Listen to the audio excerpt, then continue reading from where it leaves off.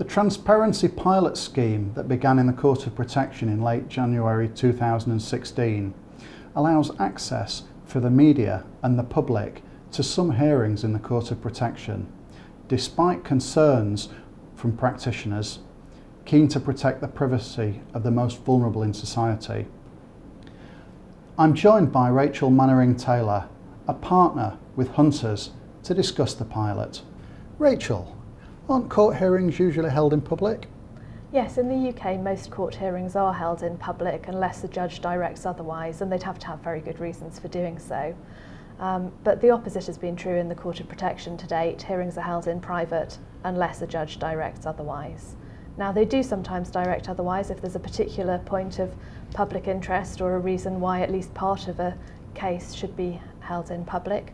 But going forward, it looks as though that's going to change. And that's partly against, I think, a backdrop of media criticism about the Court of Protection being perceived to be too secretive. Protecting vulnerable people seems important. Why change things? Well, it is important, and that's still going to be a priority going forward. Historically, that of course is why the Court of Protection has had this default setting of private hearings.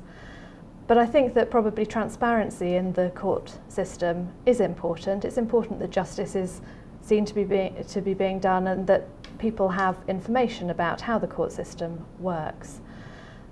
So it's a case really in the Court of Protection of trying to balance those conflicting priorities really. Transparency on the one hand and protection of vulnerable individuals and their privacy on the other hand.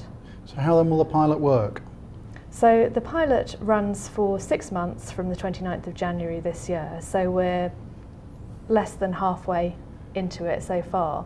And during that period, the default position is that cases will be held in public, but subject to reporting restrictions to protect the individual's privacy.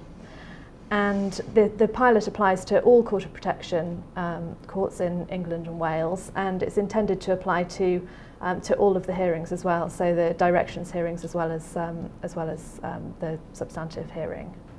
What will actually happen at the court? Well, the public cause list will state whether a case is being heard in public or in private, or perhaps only open to certain members of the accredited press. And then at the courtroom door there'll be a sign showing whether it's in public, in private or with limited access. And there'll also be a copy of the order that sets out the reporting restrictions available at the door of the court as well, together with a transparency attendance sheet which anybody attending the hearing would need to sign. So will all hearings be in public from now on? No.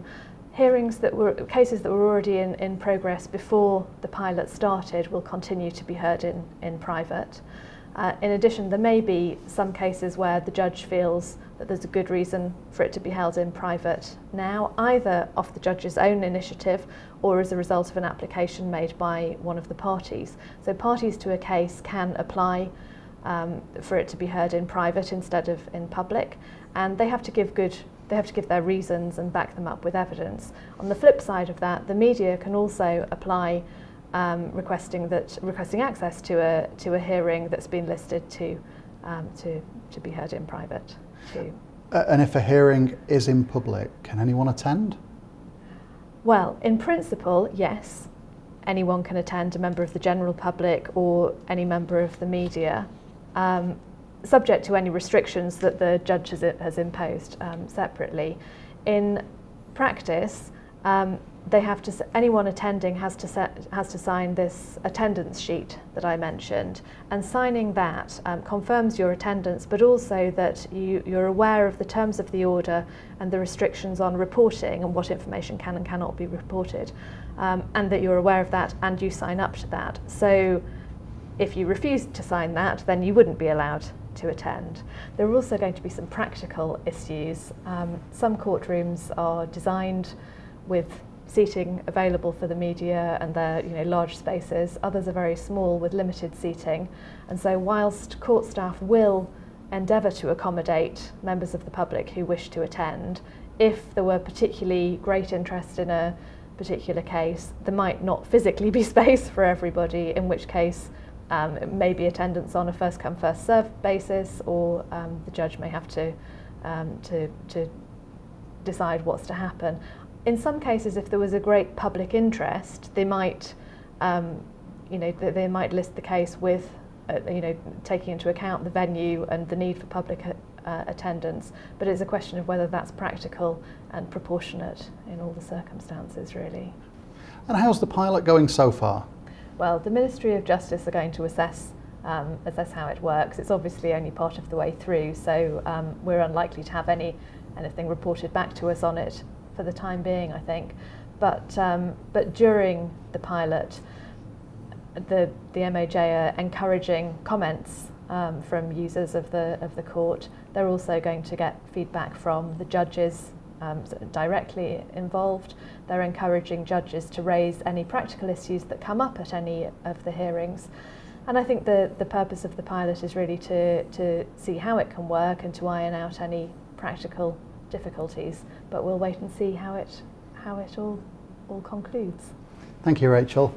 Transparency in the judicial process is important, but the nature of the work in the Court of Protection means that sensitive and private information about vulnerable people is often heard. The Ministry of Justice's desire for transparency must be balanced with the need for some hearings to remain in private. The pilot will therefore need to be carefully managed by judges. Thank you for joining us.